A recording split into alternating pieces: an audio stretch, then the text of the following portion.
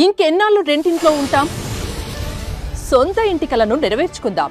Suman TV biggest property expo October 18th, 19th HSCC Novotel Hyderabad. ఇప్పుడే free entry కోసం call చేయండి.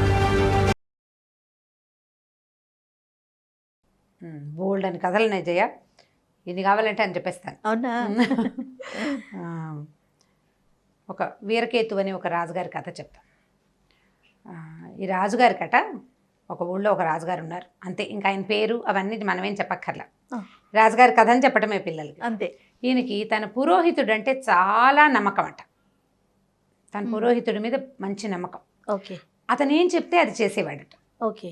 ఆయనే సలహా చెప్పేవాడు ప్రతిసారి. ఈయన ఏం చేయాలి, ఎక్కడికి వెళ్ళాలి, ఎక్కడికి వెళ్ళకూడదు, ఏం చేయకూడదు, అవన్నీ పురోహితుడే డిసైడ్ చేసేవాడు. అతను నమ్మేవారనమాట. అయితే ఏమైందంటే పురోహితుడికి కొంతకాలానికి జబ్బు చేసిందట, పెద్దవారు అయిపోయారు.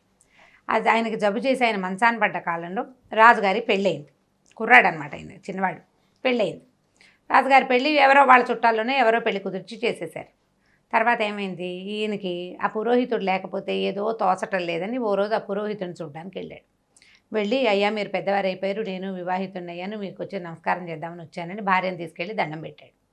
దండం పెడితే ఆయన ఏమన్నాడు, భార్యని రాణిగారిని ఇంటికి పంపించేసి కాసేపు ఈ వీళ్ళింట్లో కూర్చున్నాడు పురోహితుడి దగ్గర. పురోహితుడు అన్నాడు, మా అబ్బాయి శేషాద్రి నాలాంటి వాడే, తెలివైన వాడిని, ఆయన మీకు సలహా చెప్తాడు. ఇక నుంచి మీరు శేషాద్రిని అట్టు పెట్టుకోండి మీ దగ్గర, ఇక నేను రాలేను, పూర్తిగా వృద్ధుడిని అయిపోయిన, అనారోగ్యం వచ్చేసిందని శేషాద్రిని రాజుగారికి అప్పచెప్పాడు. సరే, శేషాద్రి రాజుగారితో వెళ్ళడానికి రెడీగా ఉన్నాడు. పురోహితుడు అంటే పొద్దునుంచి సాయంత్రం దాకా రాజుగారి ఎదురుగుండా ఉండాలి, రాత్రి 9 దాకా కనీసం. ఆయనకి అవసరమైన పనులు అంటే సలహా సంప్రదింపుల కోసం అన్నమాట. అయితే ఈ తండ్రి శేషాద్రి నా దగ్గరికి రాని చెవిలో ఒక 3 మంచి మాటలు చెప్పాడట. ఈ మాటలు మీరకుండా ఉండు అని చెప్పాడు. సరే, అక్కడి నుంచి శేషాద్రి సలహాలు అవి చెప్పడం మొదలుపెట్టాడు. రాజుగారు మంచి సంతోషంగా ఉన్నాడు. అయితే కొంతకాలం అయ్యాక రాజుగారు వేటకి వెళ్దాం అనుకున్నాడు. వేటకి వెళ్ళాలంటే సరే, వేటకి ముహూర్తం పెట్టమన్నారు.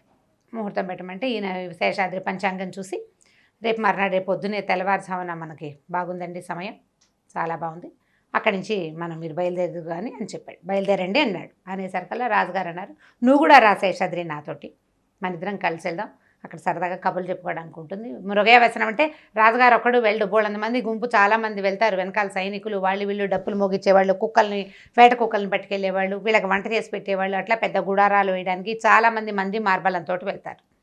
వెళ్తే ఇతను ఏం చెప్పాడంటే, ఆ ముహూర్తం పెట్టినప్పుడే, రేపు పొద్దున తెల్లవారుజామున మీరు బయలుదేరుతారు కదా, 5 గంటలకి తూర్పు గాలులు బాగా వీచుతాయి, తూర్పు నుంచి వచ్చే గాలి చల్లగా వస్తుంది, చల్లని గాలులు వీస్తాయని చెప్పాడు.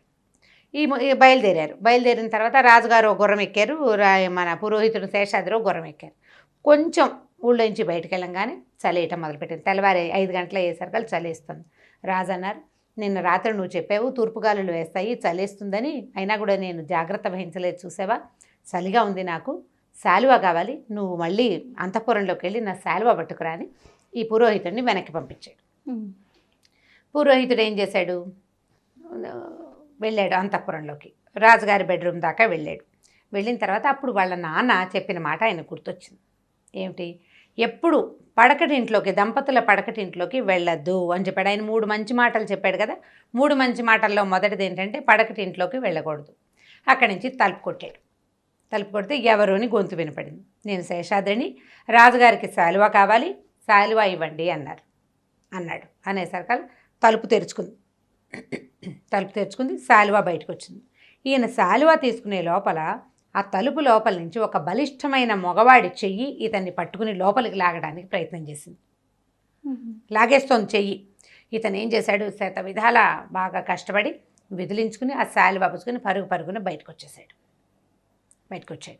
వచ్చి ఏం చేశాడు, గుర్రం దగ్గరికి వెళ్ళిపోయాడు. గుర్రం ఎక్కేశాడు, రాజుగారి దగ్గరికి వెళ్ళిపోయాడు, శాలువా ఇచ్చేశాడు. ఈ మాట రాజుగారికి చెప్పలేదు. చెప్పలా. వీళ్ళిద్దరూ వేటాడారు, సాయంకాలం దాకా తిరిగారు, మర్నాడు దాకా లేదు, సాయంకాలం చీకటి, మర్నాడు లేరు, ఆ పూటే సాయంకాలం దాకా తిరిగారు. మధ్యాహ్నం ఏదో విశ్రాంతి తీసుకుని సాయంకాలం అడవిలో కులాసాగా కాలక్షేపం చేసి ఈ చంపిన 4-5 జంతువుల్ని ఏదో చేత్తో పుచ్చుకొని వెనక్కి వచ్చేసరికల్లా ఏమైంది, ఈ రాణిగారి అంతఃపురం అంతా అల్లకల్లోలంగా ఉంది. రాజుగారు తిరిగి వచ్చేసరికి దాసీలందరూ తలా పక్కన నెత్తిమీ చేతులు పెట్టి కూర్చున్నారు.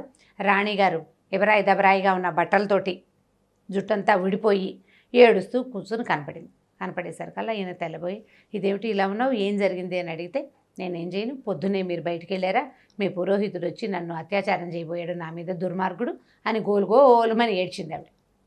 దాసీలందరూ అవును అవును అన్నారు. అనేసరికల్లా ఈయనకి ఏం చేయాలో తెలియలే. పురోహితుని పొద్దున శాలువా తేరా నాయన అని పంపిస్తే వాడు ఇంత పని చేశాడా అని ఆశ్చర్యపోయాడు. కానీ పెద్ద పురోహితుడు అంటే మహాప్రీతి. ఈ చిన్న పురోహితుడు కూడా వచ్చాక తనకన్నీ మంచి సలహాలే చెప్తున్నాడు. ఇప్పుడు పురోహితుడిని ఉరికంబానికి ఎక్కించడం లేదా శిక్ష వేయడం అంటే బ్రాహ్మణాపరాధం అవుతుందేమో అని భయం. తర్వాత ఇంతకాలం సేవించిన వాడిని బహిరంగంగా ఇంత మాట అనేసుకోవడానికి బాధేసింది. పైగా రాణిగారి మీద అతను ఏదో దుర్మార్గ ప్రయత్నం చేయబోయాడు అనేసరికల్లా నలుగురిలో పరువు పోతుంది. అందుకని ఏం చేశాడు, ఒక సైనికుడిని పిలిచి, అరే ఈ సాయంకాలం నీ దగ్గరికి ఒకళ్ళు వస్తారు, రాజుగారు చెప్పిన పని చేసావా అని అడుగుతాడు. వాడు అడిగిన వాడిని అడిగినట్టు మెడ ఉత్తరిచ్చేసేరా అని ఒక్కొక్క సైనికుడిని అక్కడ నియమించి పెట్టాడు. మధ్యాహ్నం యథావిధిగా ఇంటికి వెళ్ళిపోయినాడు కదా. సాయంకాలం వెళ్ళిపోయిన పురోహితుడు మర్నాడు పొద్దున 10 గంటలకి చక్కగా స్నానం అది చేసి బొట్టు గిట్టు పెట్టుకుని రాజుగారి దగ్గరికి వచ్చాడు. వచ్చేసరికల్లా రాజుగారు ఏం చెప్పారంటే, సాయంకాలం నువ్వు ఫలానా మండపం దగ్గరికి రా, అక్కడ ఒక కుర్రాడికి నేను ఒక పని చెప్పాను, ఒక సైనికుడికి, రాజుగారు చెప్పిన పని చేసావా అని అడుగు అని చెప్పాడు. సరేనన్నాడు. ఈ అబ్బాయి ఈయన మధ్యాహ్నం భోజనాల వేళకి ఇంటికి వెళ్ళిపోయాడు. సాయంకాలం అయిన తర్వాత వెళ్ళాలి ఈ మండపం దగ్గరికి. ఈ 5 గంటలకి ఈయన ఇంట్లో నుంచి బయటకు వస్తుంటే వాళ్ళ ఇంటి పక్కన ఉన్నటువంటి ఒక శెట్టి గారు ఒక ఆయన ఎదురుపడ్డాడు. శేషాద్రి గారు ఎక్కడికైనా వెళ్తున్నారా, మా ఇంట్లో సత్యనారాయణ వ్రతం పెట్టుకున్నాము, నిన్నటి నుంచి మీకోసం ప్రయత్నం చేస్తున్నాను, కాస్త వచ్చి వ్రతం పూర్తి చేసి వెళ్ళండి అని చెప్పాడు. చెప్పేసరికల్లా ఈయన ఏమనుకున్నాడు, వాళ్ళ నాన్న చెప్పిన రెండో మాట ఆయన గుర్తొచ్చి ఈ సత్యనారాయణ వ్రతం చేయడానికి వెళ్ళిపోయాడు. సత్యనారాయణ వ్రతాన్ని చేయడానికి వెళ్ళిపోయాడు. చీకటి పడిపోయింది. 6:30, 7 అవ్వగానే రాజుగారికి చాలా దుఃఖంగా ఉంది, ఉద్వేగంగా ఉంది. ఈ పాటికే ఈయన శేషాద్రి పురోహితుడు మండపం దగ్గరికి వెళ్ళుంటాడు, ఆ మాట అడుగుంటాడు, అక్కడ ఉన్న సైనికుడు వాడి తలను ఉత్తరించేస్తాడని ఈయన దిగులుగా కూర్చున్నాడు. కానీ ఇంకా ఏం రాల.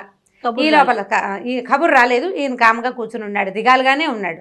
ఈ లోపల ఆయన తాలూకు ప్రధానమంత్రి ఒక ఆయన ఇతని దగ్గరకు వచ్చాడు. ప్రసన్నజిత్తు వాడి పేరు, ఆ వచ్చిన వాడు. ఆ ప్రసన్నజిత్తు ఏమన్నాడు, నిన్న మీ పురోహితుడు చాలా దుర్మార్గంగా ప్రవర్తించాడండి, ఎంత పని చేశాడు అన్నాడు. అనేసరికల్లా అవునండి, నాకు కూడా తెలిసింది, ఏం చేయను, అతన్ని శిక్షించేందుకు ఒక మనిషిని నేను నియమించాను, ఇంకా కబురు రాలేదని చూస్తున్నాను, మీరు ఒక పని చేయండి, ఫలానా మన వసంత మండపం దగ్గర ఒక సైనికుడు ఉన్నాడు, వాడిని రాజుగారి పని చేసావా లేదా అని అడిగిరండి అని చెప్పాడు. ఈ ప్రధానమంత్రి అక్కడికి వెళ్ళిపోయాడు. సరే, కాసేపట్లో సైనికుడు వచ్చాడు. సైనికుడు వెనకాల శేషాద్రి కూడా వచ్చాడు. సైనికుడు సంచిలోంచి ఆ తన నరికిన తలని తీసి చూపించాడు. అది ప్రసన్నజిత్తు తల. వెనకాల వచ్చిన శేషాద్రి మామూలుగా ప్రశాంతంగానే వచ్చి, అయ్యా మీరు ఏదో వసంత మండపం దగ్గరికి వెళ్ళరమ్మన్నారు, నేను ఇప్పుడు వెళ్ళానండి, అక్కడ సైనికుడు ఎవడూ లేడండి అన్నాడు. అనేసరికల్లా రాజు ఆశ్చర్యపోయి, అదేమిటి నువ్వు ముందు వెళ్ళలేదా అంటే, లేదండి, నేను సాయంకాలం ఇంటి నుంచి బయటకు వచ్చాను ఆ పని చేయడానికి. ఈ లోపల మా పక్కనున్న శెట్టి గారు ఒక ఆయన ఒక మాట, సత్యనారాయణ వ్రతం మాట అడిగారు, మా నాన్న చెప్పిన మంచి మాట గుర్తొచ్చి ఆ పని చేయడానికి అక్కడికి వెళ్ళానండి, నేను తిరిగి వచ్చేసరికల్లా ఇక్కడ సైనికుడు లేడండి అని అనేసరికల్లా, మీ నాన్న చెప్పిన మంచి మాట పాటించేవాడివి ఇంత దుర్మార్గమైన పని ఎలా చేసావు శేషాద్రి నువ్వు, అసలు మీ నాన్న చెప్పిన మంచి మాట ఏమిటో చెప్పు నాకు అన్నాడు. మా నాన్న చనిపోతూ అంటే నన్ను ఇక్కడికి పంపిస్తూ 3 మంచి మాటలు చెప్పాడండి. 3 మంచి మాటల్లో ఒక మాట ఏమిటంటే, ఏదైనా దైవకార్యం ఎదురుపడ్డప్పుడు రాచకార్యాన్ని కూడా పక్కన పెట్టమన్నాడు. నేనేం చేసి వచ్చిన ఆయన సత్యనారాయణ వ్రతం చేయమన్నాడు. దైవకార్యం రాజుగారు చెప్పిన పని ఉంది, రాజుగారు చెప్పని కంటే కూడా దైవకార్యమే ముఖ్యంగా తీసుకోమని మా నాన్న చెప్పాడు. అందుకని నేనేం చేశాను, సత్యనారాయణ వ్రతం చేయడానికి వెళ్ళిపోయా. వచ్చేటప్పుడు వచ్చాను, మీ పని చేయడానికి బయలుదేరా, కానీ అక్కడ ఎవరు నాకు కనపడలేదు అని అనేసరికల్లా రాజు అన్నాడు, మీ నాన్న మంచి మాట చెప్పాడు, నువ్వు మంచి మాట చేసావు, కానీ నువ్వు ఇంత దుర్మార్గమైన పని చేసావు అనేసరికల్లా, కాదు ప్రభు, నేను అలాంటి పని చేయలేదు, నిన్న పొద్దున నేను శాలువా తీసుకోవడానికి రాజాంతపురానికి వచ్చాను, మా నాన్న నాకు చెప్పిన 3 మంచి మాటల్లో మొదటి మాట ఏమిటంటే, దంపతుల పడకటింట్లోకి వెళ్ళొద్దన్నాడు. మరి పడకటింట్లోకి వెళ్ళకుండానే నా భార్య మీద అత్యాచార యత్నం చేసావా అని అడిగాడు రాజు. నేనేం చేయలేదు ప్రభు, వాకిట్లో నిలబడ్డాను, నేను తలుపే కొడితే లోపల నుంచి శాలువా ఇచ్చిన మగవాడి చెయ్యి నన్ను లోపలికి లాగడానికి ప్రయత్నం చేసింది. దాంతో భయపడి నేను పరిగెత్తుకుంటూ బయటకు వచ్చేసాను అనేసరికి అలా రాజు గోళ్ళు మడిపోయింది. దుర్మార్గుడా, నిన్న పొద్దునే నువ్వు రాజాంతపురంలో ఒక మగవాడు ఉన్నాడని నీకు తెలిస్తే నువ్వు నాకు చెప్పవా? నువ్వు చెప్పద్దా? నాకు అప్పుడే చెప్పాలి నువ్వంటే. మా నాన్న 3వ మాట చెప్పాడండి, అంతఃపుర రహస్యాలు ఎప్పుడూ ఎవరికి చెప్పకూడదన్నాడు. అంతఃపురంలో ఒక మగవాడు ఉన్నాడు, ఆ మాట మీకైనా నేను చెప్పకూడదు. అక్కడ ఉన్నవాడు రాజుగారు రాణిగారి అన్న కావచ్చు, రాణిగారి తండ్రి కావచ్చు, ఇంకెవరైనా కావచ్చు.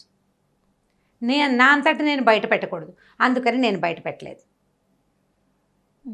మరి ఇప్పుడు ఏమిటి అంటే, ఒకవేళ మిమ్మల్ని సంహరించడానికే వాడెవడో తయారుగా ఉన్నాడు, వచ్చింది మీరనుకుని నా చేయి పట్టుకున్నాడు, నేను విదిలించుకుని బయటకు వచ్చేసాను చంపడానికే అని అన్నాడు. అనేసరికి అప్పుడు రాజు ఆలోచించడం మొదలుపెట్టాడు. ఎవరున్నారు, ఏమిటి ఇది జరిగిందని అడిగేసరికల్లా మళ్ళీ పురోహితుడిని ప్రశ్నించాడు. నువ్వు బాగా ఆలోచించు, నేను ఆలోచిస్తున్నా, నాకు తెలియటం లేదంటే. అప్పుడు పురోహితుడు ఏమన్నాడంటే, మీ రాణిగారు కూడా ఇందులో ఉండుండొచ్చు, బహుశా మిమ్మల్ని ఆవిడికి తెచ్చి ఆవిడని తీసుకొచ్చి మీకు వివాహం చేసిన వాళ్ళు ఎవరో ఆలోచించండి అనగానే ఆయన తెల్లబోయి, ప్రసేనజిత్తే నాకు ఆవిడని తీసుకొచ్చి వివాహం చేశాడు అని చెప్పాడు. అప్పుడు ప్రసేనజిత్తు రాణిగారు ఇద్దరు కుమ్మక్కయ్యారు.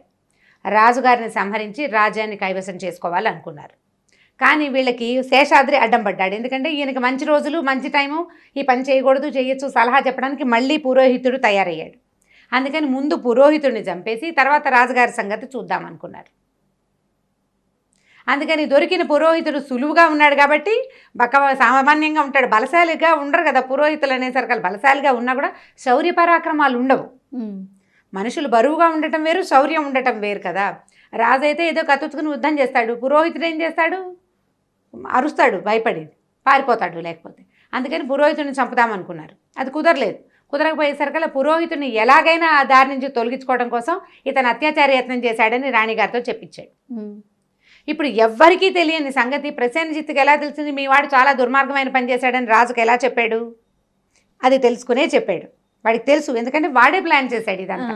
దాంతో రాజుకి తేట తెల్లంగా అర్థమైపోయింది, ప్రసేనజిత్తే నా పురోహితుడు లేని సమయంలో నాకు వివాహం నిశ్చయించాడు, అతనే తీసుకొచ్చి ఈ అమ్మాయిని నాకు ఇచ్చి పెళ్లి చేశాడని చకచక అంతఃపురంలోకి వెళ్ళి రాణిని పట్టి బంధించాడు. ప్రసేనజిత్తుని చూసేసరికల్లా, తలని చూసేసరికల్లా ఆవిడ కెవ్వుమని అరిచి మూర్చిపోయింది.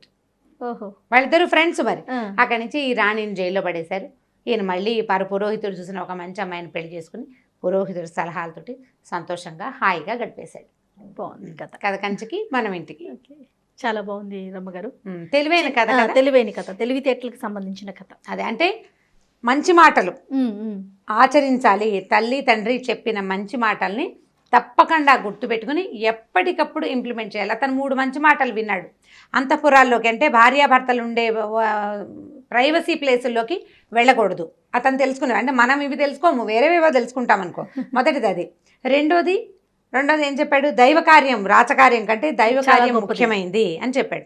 3వ మాట అంతఃపుర రహస్యాలంటే ఒక కుటుంబానికి సంబంధించిన రహస్యం మనకి తెలిస్తే ఎప్పుడూ రివీల్ చేయకూడదు. ఈ 3 వల్ల, ఈ 3 విషయాలతోటి ఇతను చావు నుంచి తప్పించుకున్నాడు, రాజును కూడా రక్షించగలిగాడు.